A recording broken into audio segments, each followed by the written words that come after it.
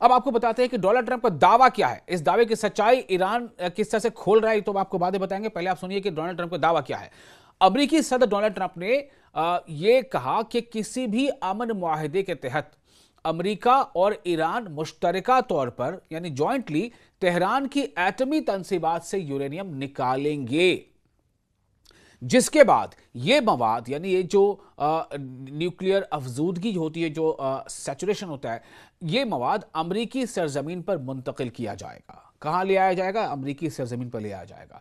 Donald Trump का यह बयान ईरानी वजारत खारजा यानी मिनिस्ट्री ऑफ एक्सटर्नल अफेयर्स के उस बयान के बावजूद सामने आया है जिसमें कहा गया था कि इस्लामी जमहूरिया का अफजूदा यूरेनियम का जखीरा कहीं भी मुंतकिल नहीं किया जाएगा। क्लियर हो गई बात? अब मैं ये नहीं कह रहा हूं कि कौन सच्चा कौन झूठा, लेकिन मैं ये बता रहा हूं सिर्फ कि डोनाल्ड ट्रंप का दावा ये है कि हमारी बातचीत कुछ इस तरह से हो गई है कि जो सैचुरेटेड यूरेनियम है, जो अफजूदा यूरेनियम है, उसे हम ईरान से निकाल लेंगे और उसे अमेरिका मुंतकिल कर लेंगे। ये बात तय हो गई है। ये कौन कह रहा है? डोनाल्ड ट्रंप का दावा है, लेकिन ईरान का दावा इससे अलग है। बहरहाल अब आगे बढ़ते हैं। ऑस्ट्रेलियाई वजीर आजम, जो ऑस्ट्रेलिया के वजीर आजम हैं, प्राइम मिनिस्टर हैं, एंथनी अल्बानीज, उन्होंने स्ट्रेट ऑफ हॉर्मुज की बंदिश खत्म किए जाने के ईरानी फैसले का खैर मकदम किया है, वेलकम किया है। ताहम उन्होंने सूरत हाल को अब भी नाजुक करार दिया है। एंथनी अल्बानीज ने 18 अप्रैल को सहाफियों को यह बताया कि यह एक मुस्बत खबर है जो हमें मौसूल हुई है। हमें उम्मीद है कि ये बरकरार रहेगी, लेकिन हम जानते हैं कि इसके असरात देर पा होंगे। उनका क्या कहना है? वो कह रहे हैं कि ये जो कुछ हुआ है इसको वेलकम किया जाना चाहिए, ये काबिल सताइश भी है और काबिल कबूल भी है, और साथ ही साथ उन्होंने कहा है कि लेकिन इसका असर भी काफ़ी पड़ेगा। जो भी मुल्क के जहाज़ अटके हुए थे, इस रास्ते पर फंसे हुए थे, वो वहाँ से आना जाना कर सकेंगे, मुल्कों को इससे राहत पहुँचेगी। लेकिन वो चाहते हैं कि ये जो स्ट्रेट ऑफ हॉर्मुज खुला है ये देर पा हो, ये लंबे समय के लिए हो, छोटे अरसे के लिए ना हो। इसका मतलब ही ये है कि अमेरिका पे कहीं ना कहीं वो इशारा कर रहे हैं कि अमेरिका को भी अपने अंदर लचक लानी चाहिए और अमेरिका को इस बात पर गौर करना चाहिए कि ईरान की डिमांड्स क्या हैं, तो आपस में मफाहमत हो, और ताकि ये जो अभी 2 हफ्ते का जो सीज़ फायर अभी इम्प्लीमेंटेड है, लागू है, इसकी मियाद आगे बहुत लंबे अरसे तक के लिए बढ़ जाए। ईरानी पार्लियामेंट, ताहम ईरानी पार्लियामेंट के स्पीकर मोहम्मद बाकर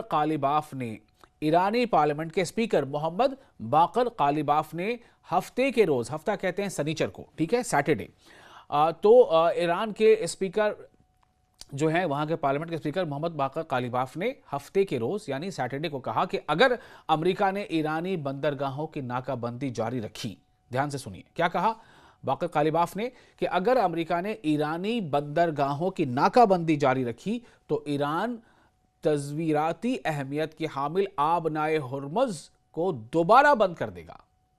कालिबाफ ने एक्स पर लिखा कि नाकाबंदी के तसलसल यानी उसको कंटिन्यू रखने के साथ आबनाए हुर्मुज़ खुली नहीं रहेगी, यानी कि आबनाए हुर्मुज़ हमने खोल दिया है, लेकिन अमेरिका को भी ब्लॉकेड हटाना चाहिए और हटाना पड़ेगा।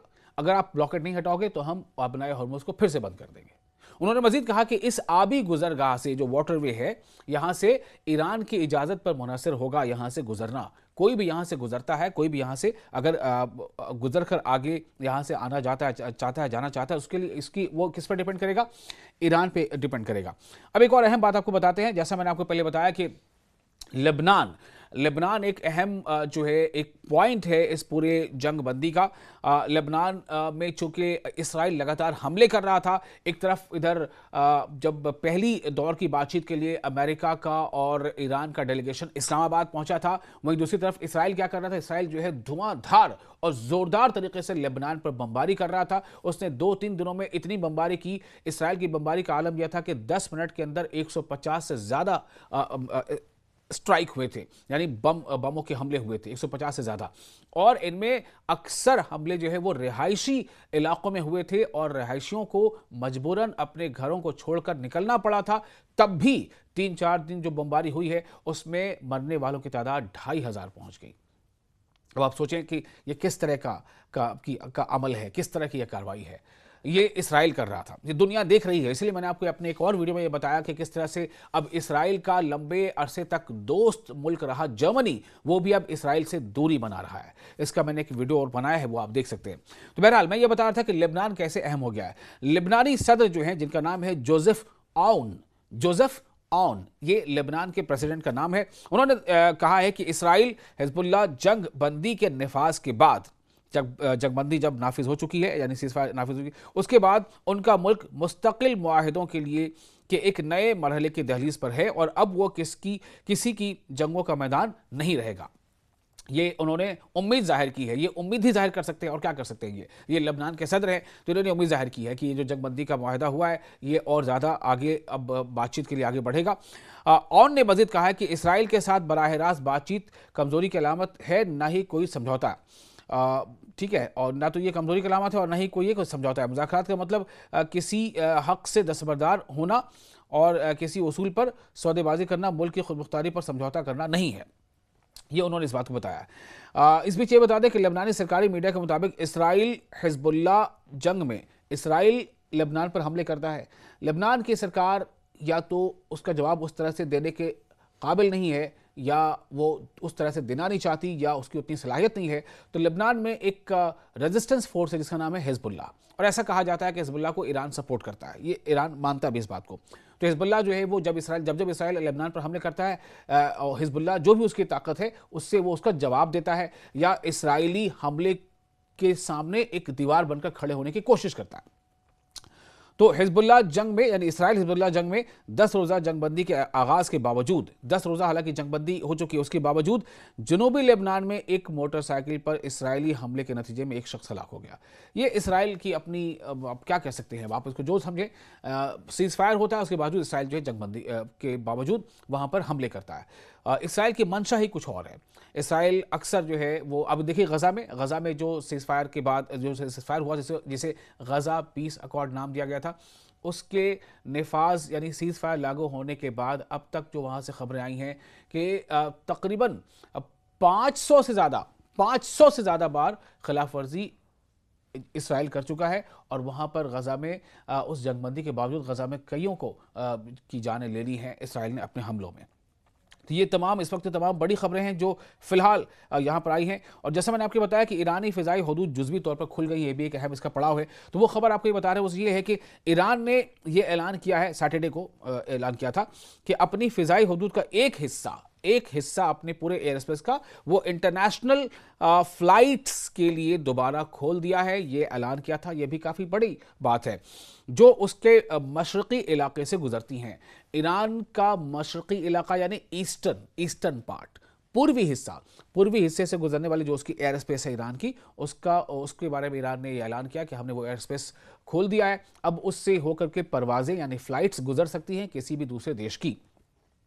ईरानी सिविल एविएशन अथॉरिटी ने बताया कि मुल्क के मशरक़ी हिस्से की फ़ज़ाई गुज़रगाहें ट्रांजिट परवाज़ों के लिए खुली हैं, किसी मिलिट्री प्रवास के लिए नहीं। और मज़ीद कहा गया कि कुछ एयरपोर्ट्स भी 7 बजे दोबारा फ़ाल कर दिए गए हैं। सुबह 7 बजे से ही कई एयरपोर्ट्स भी फ़ाल कर दिए गए, यानी उस एयरपोर्ट पर वहाँ से टेक ऑफ हो सकता है, वहाँ पे लैंडिंग भी हो सकती है।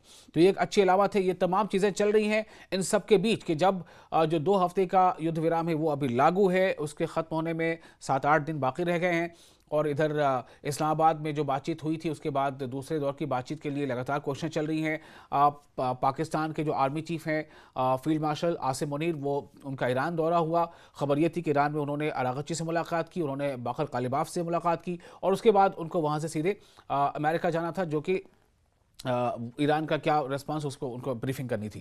तो ये तमाम चीज़ें चल रही। वहीं आपको ये भी मैंने बताया था कि पाकिस्तान के जो वज़ीर आज़म है शहबाज शरीफ, उनका भी 3 मुल्कों का दौरा था, अरब मुल्कों का जिनमें जो है ख़ुद सऊदी अरब शामिल था, जिसमें कतर शामिल था। तो इस तरह से ये दौरे भी हो रहे हैं और कोशिशें लगातार हो रही हैं, और इसीलिए डोनाल्ड ट्रंप बार बार कह रहे हैं कि हम लोग एक डील के बहुत करीब पहुँच चुके हैं, लेकिन जाहिर सी बात है कि इस बात का बार बार कोशिश भी इस बात को जताने की है कि हम हारे नहीं हैं।